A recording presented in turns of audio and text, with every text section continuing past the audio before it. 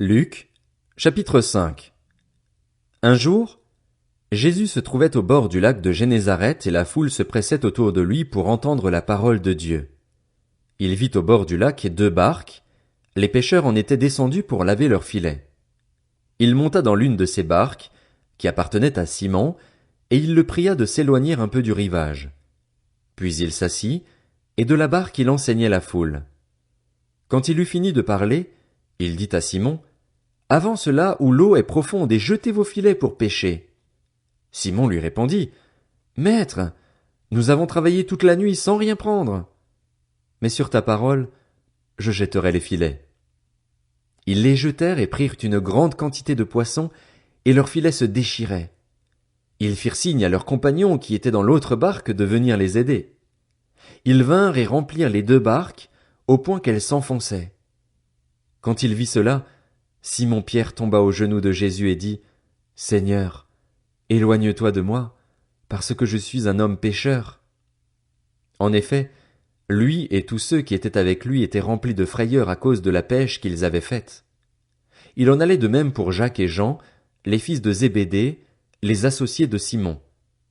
Jésus dit à Simon: « N'aie pas peur, désormais tu seras pêcheur d'hommes. » Alors ils ramenèrent les barques à terre, laissèrent tout et le suivirent.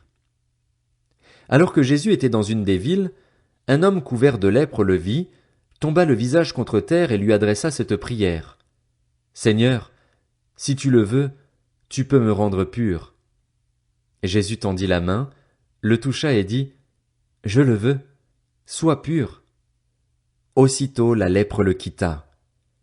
Puis Jésus lui ordonna de n'en parler à personne. Mais, dit-il, va te montrer aux prêtres et offre pour ta purification ce que Moïse a prescrit, afin que cela leur serve de témoignage. On parlait de plus en plus de lui et les gens venaient en foule pour l'entendre et pour être guéris par lui de leur maladie. Mais lui, il se retirait dans les déserts et priait. Un jour, Jésus enseignait. Des pharisiens et des professeurs de la loi, venus de tous les villages de la Galilée, de la Judée et de Jérusalem, étaient assis là, et la puissance du Seigneur se manifestait par des guérisons. Et voici que des hommes qui portaient un paralysé sur une civière cherchaient à le faire entrer et à le placer devant Jésus. Comme ils n'avaient pas trouvé moyen de l'introduire à cause de la foule, ils montèrent sur le toit et, par une ouverture, ils le descendirent sur sa civière au milieu de l'assemblée, devant Jésus. Voyant leur foi, Jésus dit: « Mon ami, tes péchés te sont pardonnés. » Les spécialistes de la loi et les pharisiens se mirent à raisonner et à dire: « Qui est cet homme qui profère des blasphèmes? Qui peut pardonner les péchés, si ce n'est Dieu seul? » Jésus connaissait leurs pensées. Il prit la parole et leur dit: « Pourquoi raisonnez-vous ainsi dans vos cœurs? Qu'est-ce qui est le plus facile à dire? Tes péchés te sont pardonnés? Ou lève-toi et marche? Afin que vous sachiez que le Fils de l'homme a sur la terre le pouvoir de pardonner les péchés, je te l'ordonne, dit-il au paralysé. Lève-toi, prends ta civière et rentre chez toi. Celui-ci se leva immédiatement en leur présence, prit la civière sur laquelle il était couché et rentra chez lui en rendant gloire à Dieu. Tous étaient dans l'étonnement et célébraient la gloire de Dieu. Remplis de crainte, ils disaient: « Nous avons vu aujourd'hui des choses extraordinaires. » Après cela, Jésus sortit et il vit un collecteur d'impôts du nom de Lévi assis au bureau des taxes. Il lui dit: « Suis-moi. » Et laissant tout, il se leva et le suivit. Lévi lui offrit un grand festin dans sa maison, et beaucoup de collecteurs d'impôts et d'autres personnes étaient à table avec eux. Les pharisiens et leurs spécialistes de la loi murmurèrent et dirent à ses disciples: « Pourquoi mangez-vous et buvez-vous avec les collecteurs d'impôts et les pécheurs? » Jésus prit la parole et leur dit: « Ce ne sont pas les gens en bonne santé qui ont besoin de médecins, mais les malades.